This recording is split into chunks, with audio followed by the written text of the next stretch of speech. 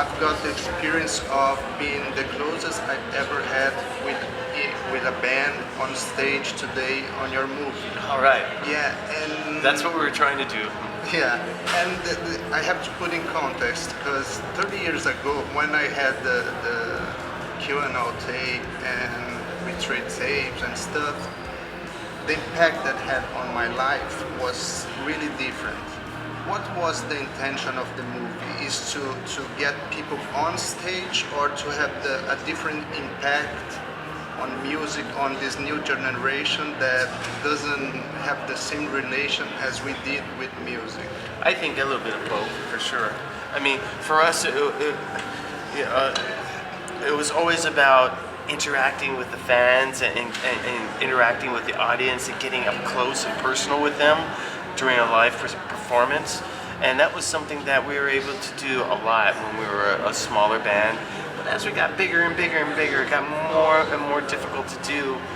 And so, making this movie is one way where we can actually bring what we experience on stage to an audience and see what it looks like when we're on stage and when we're looking out and we're feeling this incredible energy and the audience is it's super cool and it's hard to describe and it's just a feeling, a very exhilarating feeling. And part of our goal was to bring people so close with the 3D IMAX that they're literally like standing right in front of us on stage. And I think we managed to pull that off.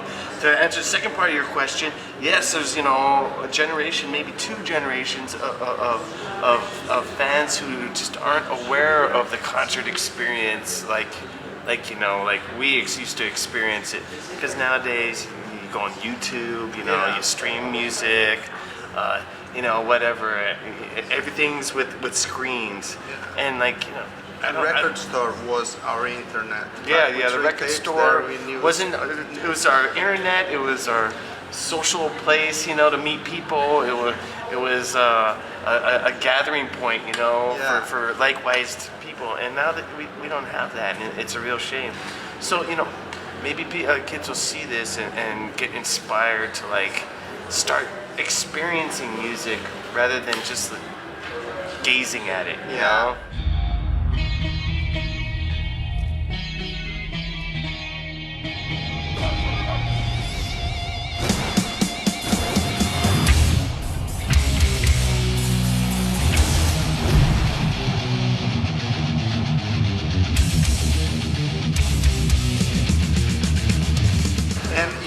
In the credits, you're like the writer of the movie.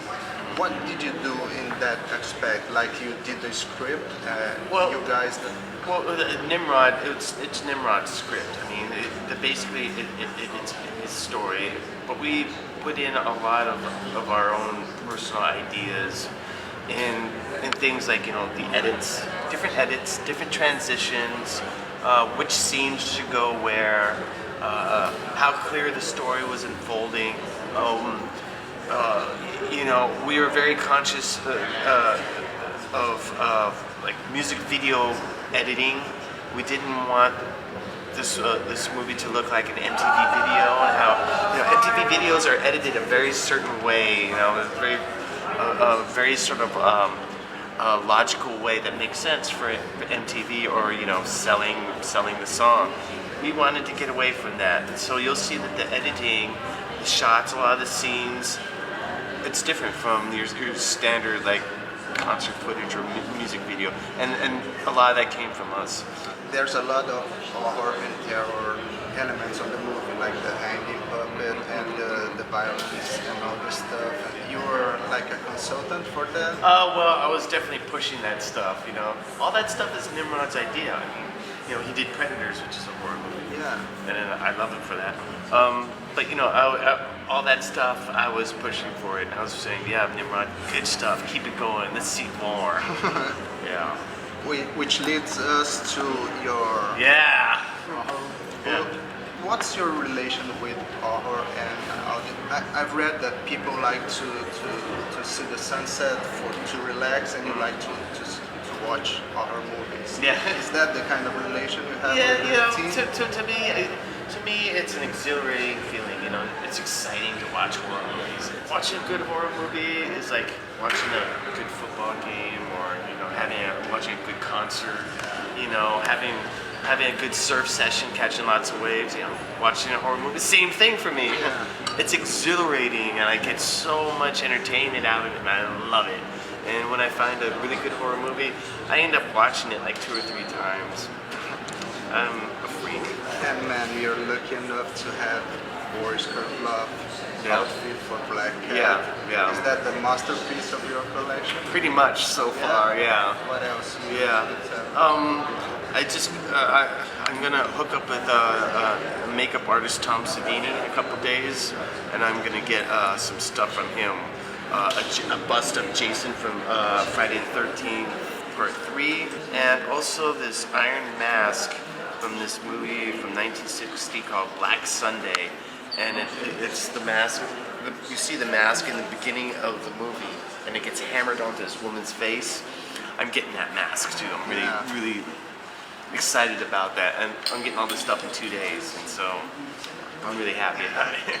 I'm putting out another book, so. Another book? Yeah, Horror about book? Too Much Horror Business But Part 2. do you write stories? Or? It's just like that, same approach, yeah. Okay, Same everything, yeah. And changing the subject, the lineup of the festival is like bands with more than 20 years, like as headliners, like you, Bon Jovi, and Bruce Springsteen, Iron Maiden, and Alice in Chains, which is playing right now. Who do you think will be the next generation of festival headliners? Because It's hard to say, you know, Muse, but they're already headlining festivals. Maybe Queens of the Stone Age.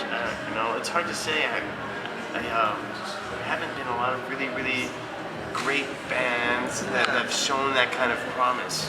You know. That's what concerns me. Yeah, I think it's a concern. You know, because of things like iTunes and you know streaming and social networking. It's destroyed music. It's destroyed the motivation to go out there and really make the best record possible. I mean, it's a shame.